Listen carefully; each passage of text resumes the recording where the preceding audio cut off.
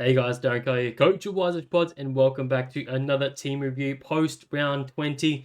And what a massive round of scoring we saw in this round of football. We even saw a coach's score close to 2,700 this week, which is just ridiculous numbers we haven't seen in a long time. Myself, though, I scored a 2485, which was about a round rank of 2,000. Again, just always very consistent around hitting these 2,000 marks in terms of round ranking. Haven't had that week where I'm just inside the top 100 or close to that at the stage. So very frustrating, especially when I could have made more ground. Looking at the players, obviously just right off the top, I had McCarthy there, 82. I thought about taking him in terms of, I could have traded in, instead of trading in River Stevens there, I could have traded in a defender DPP, put him on the defender spot, and then move Sinclair into the midfield and covered Daniel. That would have given me an extra 22 points. Didn't do it in the end. Just trusted Daniel. That's that. Lost me 22 points. Not happy. Also, the forward line just shocking. Obviously, Rankin, I was expecting better, but ultimately knew that was a tough matchup anyway. So, yeah, not super surprised, but considering how much Crows won by, that should have been a lot better in my opinion. So disappointing from him. Only kicked the one goal, didn't really get involved anywhere else. So he is frustrating. And then the risky one in Jack Martin. Started like a house on fire, was on 32 points at quarter time. I was like, yep, good choice of picking him, and then just did nothing for the remainder of the game. Even got rested for the entire fourth quarter. So he is definitely a problem, and in hindsight, should have been the one that I traded out. I did end up trading the likes of Ned Long out instead. So again, just would have gained a lot more points. I think it would have been 40 extra points, just that trade alone if I went Jack Martin instead of the likes of Ned Long. But overall, with my trades, I'm okay with it. Obviously Johnson had to go, and the likes of uh, Ned Long, while he did okay with an 83, still not the greatest, not off the top of the head, not at the top of the range there. So I was happy with him going. And ultimately, I got Baz back in, which he looked absolutely back. 43 disposals. Really just didn't get involved with the marks or the tackles, which is a little bit disappointing, but kicked a goal and one behind. So happy to have him for the remainder of the season again after a short stint away. Did ultimately VC him as well, so I took the 132. As I said, I was looking for a 130 plus, was hoping for a little bit more. He was on like 113 or something like that in the last in three-quarter time. So I was like, okay, there should be 140 plus here. Unfortunately, just had a bit of a quieter fourth term, only having 19 points. So ultimately, happy with that. But I was rolling into day cost, so did lose out on a few points there. But you're not going to walk away from a 130 plus this time of year because you never know what's going to happen. But yeah, like I said, there were some massive scores this round. So if you went with, like a VC on Bontempelli on Friday night, if you're brave enough to do that after all the evidence to say that he wasn't going to do that, he absolutely killed it. So you would have been super happy. Nasai is just him at the moment. His 4-goal performance against Melbourne was just unreal. Kicking 2 goals extremely late to get them up in that game was unreal to watch. He is just worth every cent of the stage, and Port will be trying to do everything they can to get him over. Surprisingly, he didn't cop any attention realistically in this game, though. So, yeah, unreal that he does not seem to cop any attention. And he's going to be massive for the next 3 weeks. He's definitely going to be someone that we need to look at putting the captaincy on. So, if you went there, congrats to you. That would have been massive. A few other scores, obviously, Jack Sinclair in that same game went 125. Really happy with how he's going. And again, if you don't have him, probably a huge target this week up against North Melbourne. Holmes did well, 118. Rosie, 95. But let's not get off track. My +3 and -3. I have to give it to Nasaya. Just 4 goals in what was looking like it was going to be a tougher game. Just he is unreal at the moment, averaging 149 in his last 2. I know it's cherry picked, but he is just unreal this year, and it's going to be such a good player for us for a long time. He is just absolutely killing it at the moment, and obviously he was my highest score on the ground this weekend, so he is just killing it. My -3 has to go to Jack Martin. He's by far my lowest score, and it's probably just what I get, I guess, with going about down the riskier road. At the end of the day, I could have gone with a Jazza Cameron 2 weeks ago, and yeah, we all know how that sort of worked out with him scoring a massive 157 by kicking 11 goals. Definitely didn't expect it, but yeah, that was unreal to see, and he's definitely going to be a huge target that I think a lot of people will jump on very, very shortly. We just spoke about all that. I guess for other notable scores, Brayshaw was extremely disappointing and a good matchup. Yeah, just don't know why he didn't do well at all, even though Sarong was the one that got the attention. He just didn't get around it. He got 32 touches, but nothing really else, no marks, and very little tackles. So that's hugely disappointing. Dawson did okay. Butters just worked his way, even a tough matchup. Glad I have him. Merritt 115 again, another tough matchup. Still glad he did well, and I guess the question mark around him is with an upcoming tag against James Jordan. Do I have to trade him off or not? Do Sydney even bother tagging now? Now they're no longer in the contention finals. Do they just look to quietly tank a little bit, just to drop a few games, get better draft hand? There's just going to be a few things to question mark around what's going to go there, but yeah, we'll have to see what happens. Kurt Sherp did well, 104, and looks like he'll be good for the remainder of the year. Saints, good matchup, and then Richmond for a little while longer should be good. Daniel, super annoying, 60, just what he is. That sort of 60 to 90 sort of dude. Again, St Kilda this weekend should be okay, but yeah, still extremely disappointing. Definitely ways off what we expected from him. Happy with my ruck lineup. Probably the best ruck lineup that would have happened this week. Because the likes of Marshall did pretty badly with an 88. Darcy Cameron with a 99. English with a 101. So definitely gained a lot of points just in this position alone. So glad to have those two. And just saying Maxi should have probably gone a bit bigger. Just went really quiet in that last quarter because they were getting beaten up so badly. So that's a little bit disappointing, but yeah, extremely good run for the remainder of the season. And if you don't have him or you're looking to make a bit of a move in your ruck lineup, definitely is a huge target still. Same with Royal Marshall, obviously with him being the solo ruck now, he's obviously a huge target. He probably arguably has a better run than Gawn, so if you wanted to go there, I definitely would advise it. It'll be interesting to see how I rank them later in the week. But Brody Grundy, if you went there with the VC on Friday night as well, definitely probably was worthwhile taking. Again, he has a good run, so he's going to be good to go.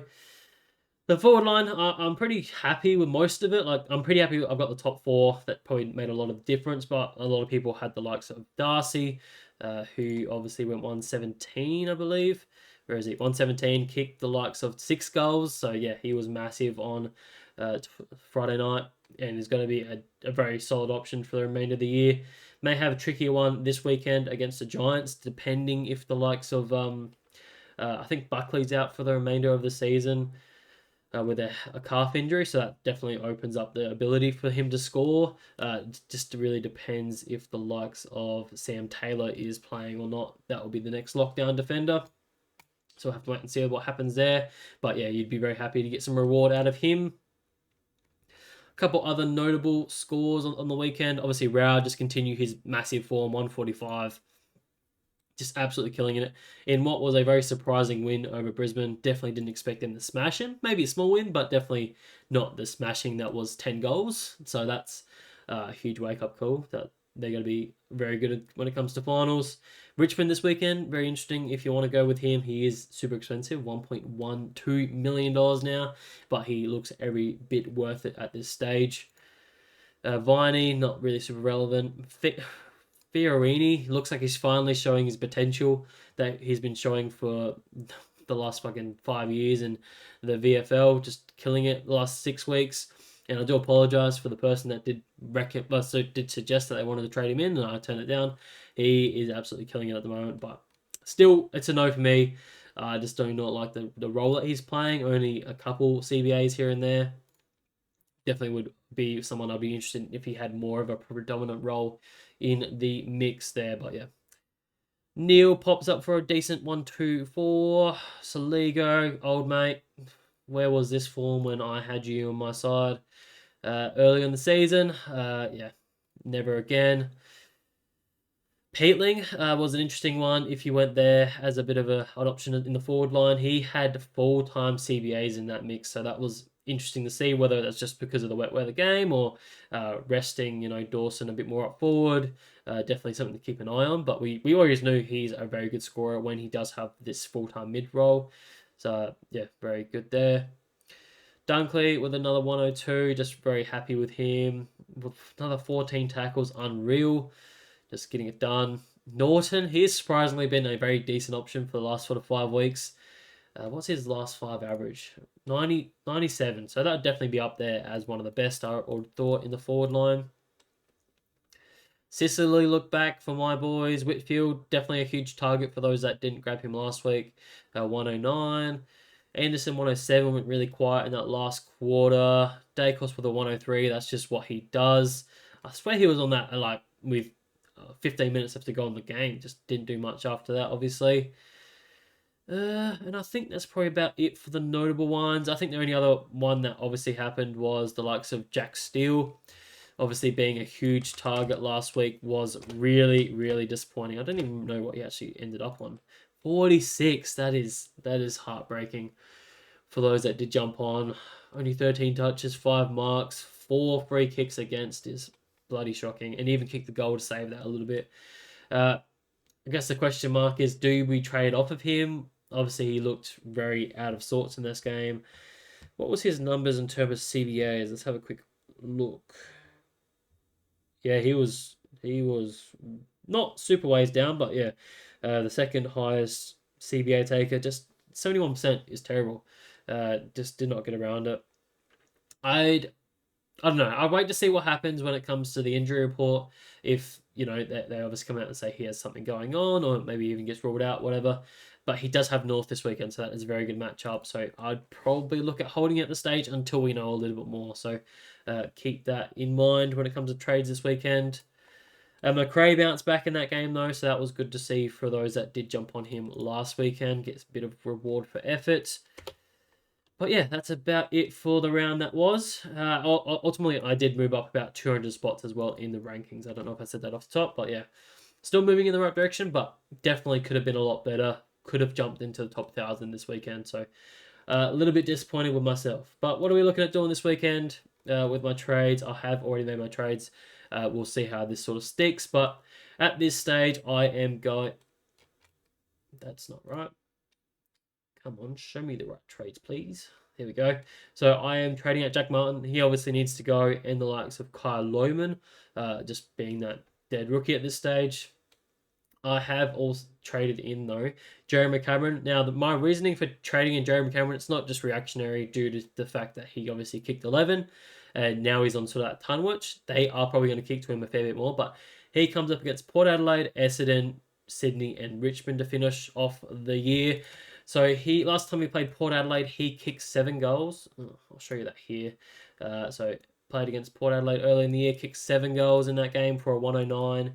He then plays Essendon, so he played Essendon early and kicked 6 goals, 1. So again, another ton. And then he's got Richmond, who he kicked 4 goals, 5 in. So he definitely could have had a bag. So expecting him to kick, 6 to 7 goals in each of those games and could potentially average nearly 100 for the remainder of the season. His only tough one is against the likes of Tom McCarthy in Sydney. And hopefully by that stage, I can potentially have an F7 or a decent F7 I can rely on. And that's sort of where the likes of Tim Kelly sort of comes into it. He is super cheap at this stage, who is playing a midfield option. And I do like it this week because West Coast do play the third game of the round early on Saturday. So I will have a look at him to see how he goes. And then I could probably potentially... I will be looking at Rankin on Friday night, seeing how he goes. And if he does terribly, then I can just roll into Kelly and hopefully he can outscore whatever Rankin scores. Because Rankin does have Hawthorn this weekend, who should be okay. He scored an 81 against them last time. But just having... I don't want to trade out Rankin just with the next sort of 3 weeks. Obviously, West Coast and North are very good matchups, so hoping to have him for those two. But yeah, just thinking that F7 is going to be pretty useful for the remainder of the season.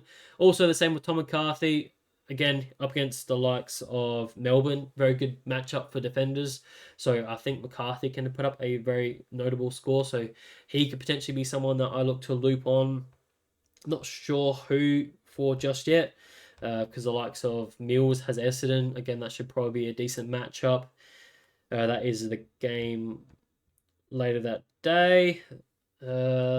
Sinclair has the likes of North Melbourne, so probably not going there.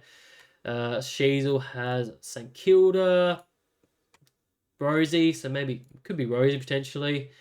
Yeah, I think all the defenders have some pretty good matchups, so it would have to be a pretty good score, I think, to take it.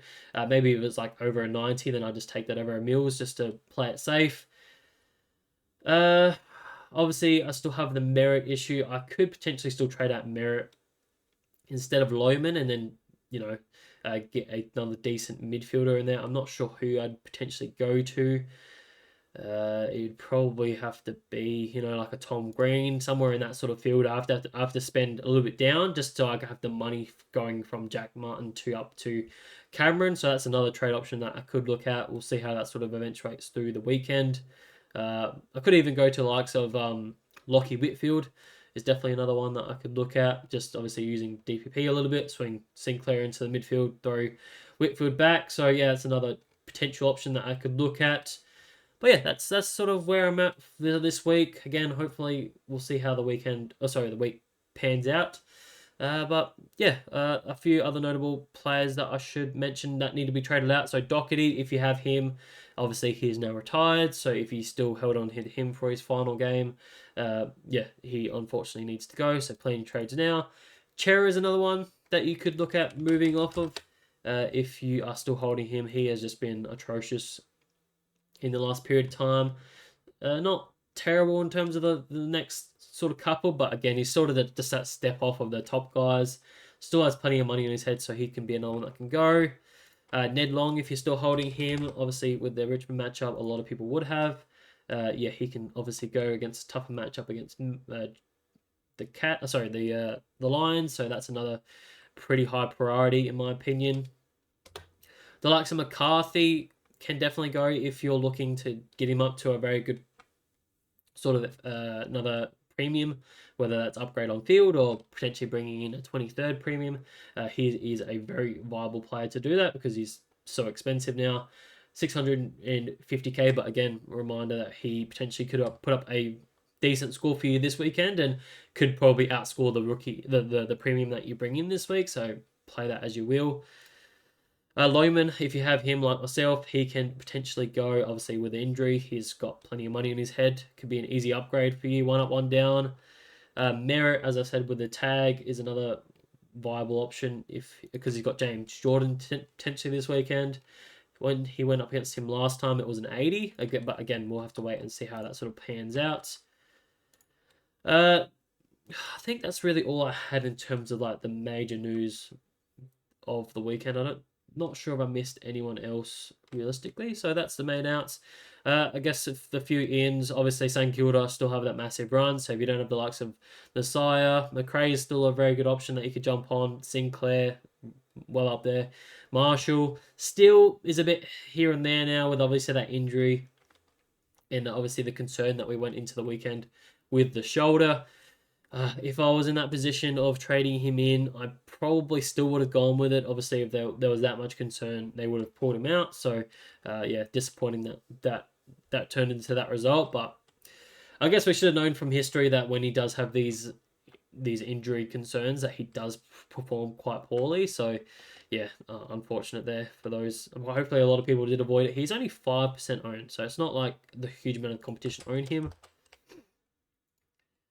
Let's have a quick look. 5.5%, yeah, so not super highly owned, so hopefully didn't hurt you there too much. Jeremy Cameron, as I said, will probably be a huge target up forward, but you've also got the likes of Jack McRae, as I said. Gorn in the ruck line. Grundy, obviously, probably too expensive now. And Marshall. There's so potentially a lot of options in there. In terms of a midfielder that you could target, obviously Rouse, the obvious one against Richmond. Obviously an easy matchup. I don't really know who else in the midfield. It's just the midfield's such a shit time, honestly. Heaney could go well against Essendon. Obviously, if don't have Dunkley, he could be another decent one, but he's got the likes of Collingwood. Yeah, that's probably about it, to be honest. I think we've got a lot of the guys that we're looking to keep. Oh, Golden as well up against Essendon. Definitely probably a pretty decent target, even though he hasn't been performing his best in the last 3 weeks. But should be good for the run home with the two very good matchups and a couple of decent ones there. But yeah, I think that's about it, honestly. I don't think I need to talk about anything else. So hopefully you guys had a great weekend. Please leave a like, subscribe, and do all those great things. And I will see you guys for trade mode later this week. Cheers, guys.